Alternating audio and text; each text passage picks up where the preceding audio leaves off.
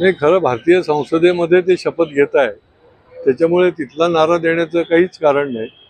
जे तुम्हाला शपथ घ्यायला कागद दिलेला असतो तोच तुम्ही वाचून दाखवायचा असतो. त्याच्यामुळे त्या ठिकाणी मला वाटते दुरुस्त पण केलं असेल की अनेक असं काही खासदारांनी जय शिवराय, रामकृष्ण हरी अशा देखील संसदेची जी नियमावली आहे त्याच्याप्रमाणेच आपल्याला शपथ घ्यायला लागते आणि त्यामुळे त्या पद्धतीने संबंधित पीठासीन अधिकारी जे आहेत ते त्याप्रमाणेच शपथ घ्यायला सांगतात. अशा प्रकारची मी बघितलेलं पण आहे आणि माझी माहिती आहे. सर उद्या पदवीधर मतदारसंघाची निवडणूक आहे. जर पाहायचं झालं मागच्या तुलनेत यावेळेस सुद्धा मतदारांची संख्या वाढलेली आहे, मात्र मतदार बाहेर पडत नाहीत. पदवीधर मतदार कशा प्रकारे आव्हान असेल मतदारांना? नाही, निश्चितपणे यावेळेला 2,30,000च्या वर पदवीधर मतदार आहेत आणि मी मतदारांना देखील आवाहन करेन की मतदान जे कराल ते देखील ज्याला म्हणता येईल की त्या ठिकाणी जे केंद्रावर पेन असेल त्या पेनानेच आपण सरळ एक आकडा काढावा. कारण मी एवढ्याकरता सांगतो की खूप मतं जी आहेत ती बाद होती. विदर्भात आता मध्यंतरी निवडणुका झाल्या तर 10,500 मतं बाद झाली. ठाण्याच्या मागच्या निवडणुकामध्ये 4,500 मतं बाद झाली होती, केवळ तिथला पेन न वापरल्यामुळे किंवा त्या मतदान पत्रिकेवर काही लिहिल्यामुळे मतं बाद झाली होती.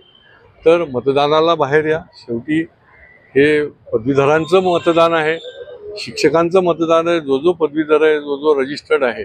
आणि माझं त्याच्यामुळे विनंती आहे, आवाहन आहे की आपण मतदान कुठल्याही परिस्थितीत करा आणि मोठ्या प्रमाणामध्ये ते मतदान जे आहे ते घडवून आणा.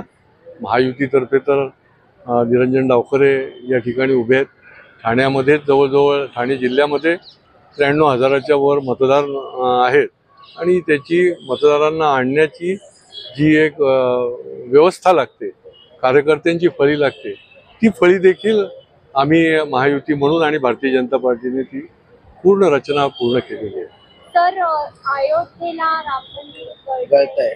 त्या संदर्भात तुम्ही कसं बघताय याकडे? आव्हाडांनी या संदर्भात सांगितलेलं आहे की त्या जो कॉन्ट्रॅक्टर आहे राम मंदिराचा त्याला ब्लॅकलिस्ट करणार का? कारण तिथल्या महंतांनी हे व्हिडिओ जे आहेत ते बाहेर पाठवलेले आहेत. राम मंदिर, रामाची मूर्ती ज्या ठिकाणी आहे त्या ठिकाणी सुद्धा पाणी गळत. हे खरं म्हणजे हा माझ्या अखत्यारीतला विषय नाही. राम मंदिराचा त्या ठिकाणची जे त्या ठिकाणी अथॉरिटी आहे तेच याचं काही उत्तर देऊ शकतील. पण आव्हाड साहेब काय, आव्हाड जगामधलं कुठल्याही विषयावर बोलू शकतात, कुठल्याही विषयावर त्यांचं मत मांडू शकतात आणि अधिकारवाणीने बोलू शकतात. तुमच्या इथलं मुंब्र्याचं हॉस्पिटल लवकर कसं सुरू होईल त्याच्या पाठीमागे ते लागले तरी सुद्धा खूप होईल. कारण तुम्ही करसेवक होतात, तुम्ही त्या ठिकाणी ज्यावेळेस बाबूचा ढाचा पडला त्यावेळेस तुम्ही स्वतः होतात. आता राम मंदिर बनलेलं आहे, मात्र निकृष्ट दर्जाचं बनलेलं आहे असं आरोप होतोय.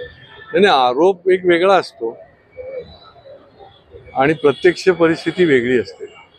एक कारसेवक म्हणून मला अभिमान आणि आनंद हा आहे की याची देही याची डोळा 500 वर्षानंतर त्या ठिकाणी पुन्हा भारताची जी अस्मिता आहे, आम्ही ज्यांना प्रभू रामचंद्राला आम्ही आदर्श मानतो, ते मंदिर आम्ही उभं राहिलेलं बघितलं.